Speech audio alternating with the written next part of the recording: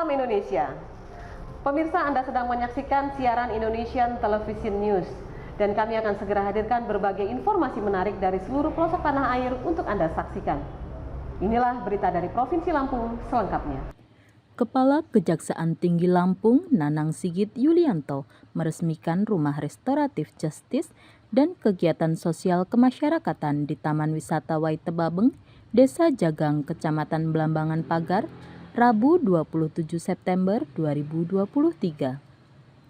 Peresmian tersebut juga dihadiri oleh Bupati Budi Utomo, Wakil Bupati Ardian Saputra, Kajari Muhammad Farid Rumdana, Kapolres AKBP Teddy Rahesna, Dandim 0412 Heri Eko Prabowo, Ketua DPRD Wansori, Kakimal Lampung Herman Sobli, Kepala Perangkat Daerah dan Instansi Vertikal, Camat, Kepala Desa, tokoh masyarakat, tokoh agama, dan tokoh adat.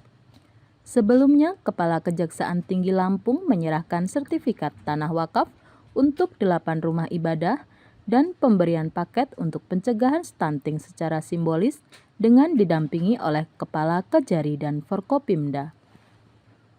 Nanang Sigit Yulianto mengatakan bahwa perkara yang dapat diselesaikan melalui restoratif justice yaitu yang ancaman hukumannya tidak lebih dari 5 tahun dan nilai kerugian korban di bawah 2 juta rupiah.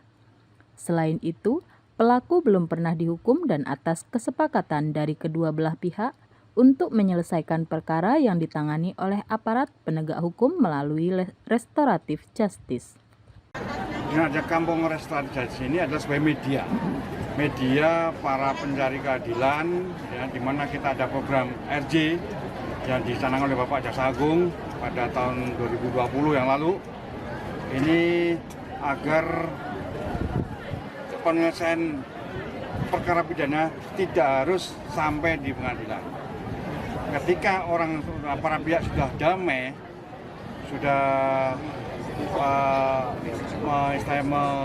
mengakui segala kesalahan dan dari korban memaafkan, ini bisa dilakukan RJ.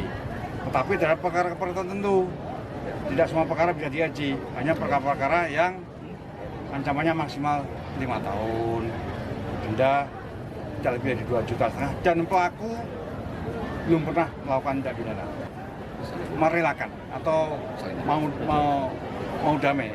Kalau korban nggak mau damai nggak bisa. Harapannya begitu, harapannya rumah ini benar-benar dimanfaatkan sebanyak-banyaknya untuk kepentingan para pencari keadilan. Jadi ketika kita ada masalah, kalau bisa diselesaikan dengan baik, kenapa harus sampai penjara? Ya, tapi tadi dengan catatan perkara-perkara tertentu yang bisa didamaikan. Dan ini juga melibatkan tidak hanya di kejaksaan, tapi juga dari kepolisian, dari TNI, dari tokoh masyarakat, dari bupati, tokoh-tokoh agama, tokoh adat. Ini kita libatkan semua. Untuk rumah RJ ini, apakah bisa dimanfaatkan untuk orang lain? Secara umum Pak Kajati? Bisa untuk kepentingan hukum, konsultasi hukum, bisa, semua bisa. Berarti kita menempatkan pegawai kejaksaan Pak di rumah RJ? Iya, kita nanti ada waktu tertentu ditempatkan atau ditugaskan seorang pegawai dari di Lampung Utara. Cukup ya. Oke ya. Pemirsa, berita tadi sekaligus mengakhiri perjumpaan kita dalam Indonesian Television News edisi hari ini. Kami harap Anda dapat menekan tombol subscribe untuk mendapatkan informasi dan berita menarik lainnya dari channel Indonesian Television News. Saya Novi Balga, mewakili seluruh kerabat kerja yang bertugas undur diri. Sampai jumpa dan salam Indonesia.